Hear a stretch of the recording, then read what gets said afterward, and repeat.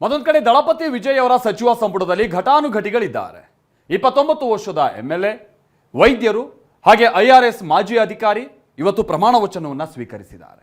ಹಾಗಾದ್ರೆ ತಮಿಳುನಾಡು ಆಳುವಂತ ವಿದ್ಯಾವಂತ ಪ್ರಜ್ಞಾವಂತ ಸಚಿವರುಗಳು ಯಾರ್ಯಾರು? ಇಂಥ ಟೀಮ್ ಜೊತೆಗಿದ್ರೂ ಕೂಡ ಈ ದ್ರಾವಿಡ ದೊರೆಗೆ ಎದುರಾಗುವಂತ ಸವಾಲುಗಳು ಏನೇನು? ಬನ್ನಿ ನೋಡ್ಕೊಂಬೋಣ.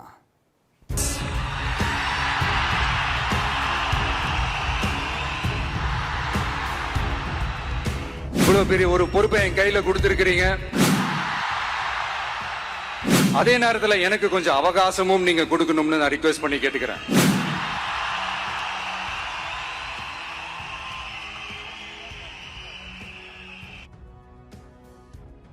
ಸವಾಲಿನ ಹೊರೆ ನಿಭಾಯಿಸಲು 9 ಸಚಿವರ ಸೇನೆ ಕಟ್ಟಿದ ದಳಪತಿ. ಸಾಲ 10 ಲಕ್ಷ ಕೋಟಿ, ಗ್ಯಾರಂಟಿಗೆ ಬೇಕು 1 ಲಕ್ಷ ಕೋಟಿ. ಕೊಟ್ಟ ಭರವಸೆ ಈಡೇರಿಕೆಗೆ ಟೈಮ್ ಕೇಳಿದ ವಿಜಯ್. 17 ವರ್ಷಗಳ ಹೋರಾಟ, 7 ದಿನಗಳ ಶತ ಪ್ರಯತ್ನದ ಬಳಿಕ ಸಿಎಂ ಪಟ್ಟಕ್ಕೇರುವ ಕನಸು ನನಸಾಗಿದೆ. ತಮಿಳುನಾಡು ಸಿಎಂ ಆಗ್ಬೇಕು ಅನ್ನೋ ವಿಜಯ್ ಕನಸು ಈಡೇರಿದ್ದು ಈಗ ಜನರಿಗೆ ಕೊಟ್ಟ ಭರವಸೆ ಈಡೇರಿಸೋದು ದೊಡ್ಡ ಸವಾಲಾಗಿದೆ. ಈ ಸವಾಲನ್ನ ಕಾನ್ಫಿಡೆಂಟ್ ಆಗಿ ಸ್ವೀಕರಿಸಿರುವ ವಿಜಯ್ ಸಮಸ್ಯೆಯನ್ನ ಲೀಲಾಜಾಲವಾಗಿ ಬಗೆಹರಿಸೋದಕ್ಕೆ 9 ಸಚಿವರ ಸೇನೆ ಕಟ್ಟಿದ್ದಾರೆ.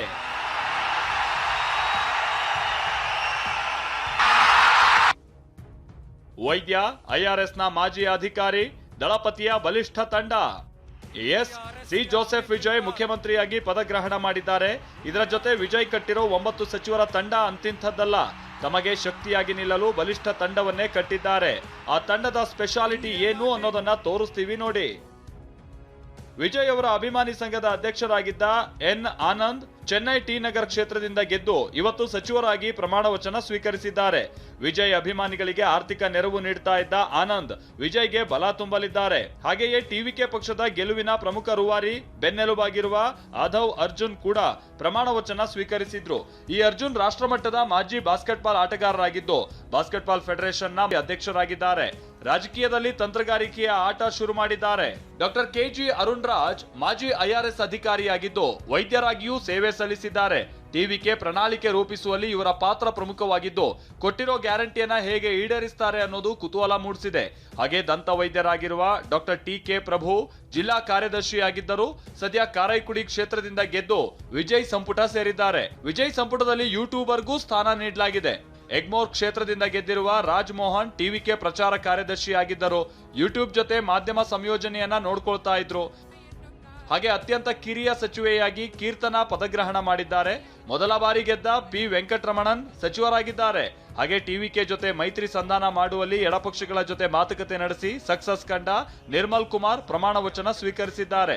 ಇಷ್ಟೇ ಅಲ್ಲದೆ ಅತ್ಯಂತ ಹಿರಿಯ ರಾಜಕಾರಣಿ AIADMKಯಲ್ಲಿ 5 ದಶಕಗಳ ಕಾಲ ನಿರ್ವಹಿಸಿ 9 ಬಾರಿ ಶಾಸಕರಾಗಿರುವ KA ಸೆಂಗೊಟ್ಟಯ್ಯನ್ ಮಂತ್ರಿ ಪಟ್ಟಕ್ಕೇರಿದ್ದಾರೆ.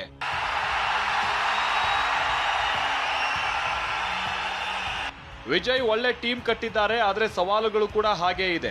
ಯಾಕಂದ್ರೆ ವಿಜಯ್ ಇದೇ ತಿಂಗಳ 13ನೇ ತಾರೀಕಿನ ಒಳಗಾಗಿ ಬಹುಮತ ಸಾಬೀತು ಮಾಡಬೇಕಿದೆ. ಮಿತ್ರ ಪಕ್ಷಗಳ ಜೊತೆಗೆ ಖಾತೆ ಹಂಚಿಕೆ ಮಾತುಕತೆ ಆಗ್ಬೇಕಿದೆ. ಮಿತ್ರ ಪಕ್ಷಗಳು ಯಾವ ಖಾತೆ ಕೇಳ್ತಾರೆ ಗೊತ್ತಿಲ್ಲ. ಒಂದ್ ವೇಳೆ ಜೊತೆಗಿದ್ದವರು ಅಸಮಾಧಾನ ಹೊಂದಿದ್ರೆ ಇರೋ ಸಂಖ್ಯಾಬಲವೇ ಕುಸಿದು ಹೋಗೋ ಸಾಧ್ಯತೆಯೂ ಇದೆ.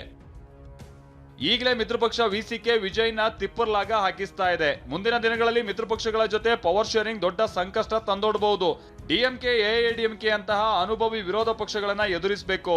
ವಿಜಯ್ಗೆ ಆಡಳಿತಾತ್ಮಕ ಅನುಭವದ ಕೊರತೆ ಇದೆ. ಗ್ಯಾರಂಟಿ ಯೋಜನೆಗಳೇ ವಿಪಕ್ಷಗಳಿಗೆ ದೊಡ್ಡ ಅಸ್ತ್ರವಾದ್ರೂ ಅಚ್ಚರಿ ಇಲ್ಲ.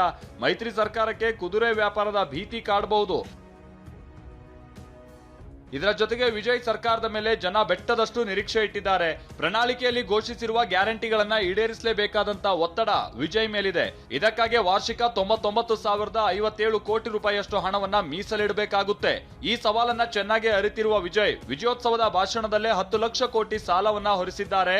ನಾನು ಕೊಟ್ಟ ಭರವಸೆ ಈಡೇರಿಸ್ತೇನೆ, ಸ್ವಲ್ಪ ಸಮಯ ಬೇಕು ಅಂತ ಕೇಳ್ಕೊಂಡಿದ್ದಾರೆ.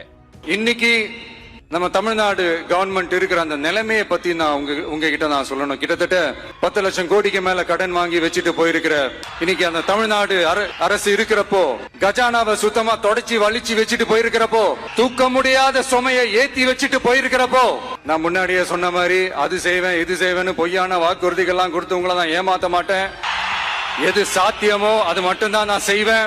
இவ்வளவு பெரிய ஒரு பொறுப்பை என் கையில கொடுத்திருக்கிறீங்க. அதே நேரத்தில் எனக்கு கொஞ்சம் அவகாசமும் நீங்க கொடுக்கணும்னு நான் ரிக்வெஸ்ட் பண்ணி கேட்டுக்கிறேன். நான் சொன்னதெல்லாம் படிப்படியா நிறைவேற்ற நான் ட்ரை பண்ணுவேன், நிறைவேற்றுவேன். அதே நேரத்தில் எனக்கு கொஞ்சம் அவகாசம் கொடுத்தீங்கன்னா எனக்கு கொஞ்சம் உதவியாகவும் ஒத்துழைப்பாகவும் இருக்கும்.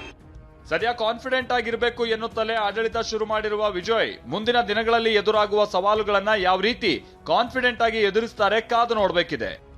ಹರೀಶ್, ಟಿವಿ9 ಚೆನ್ನೈ.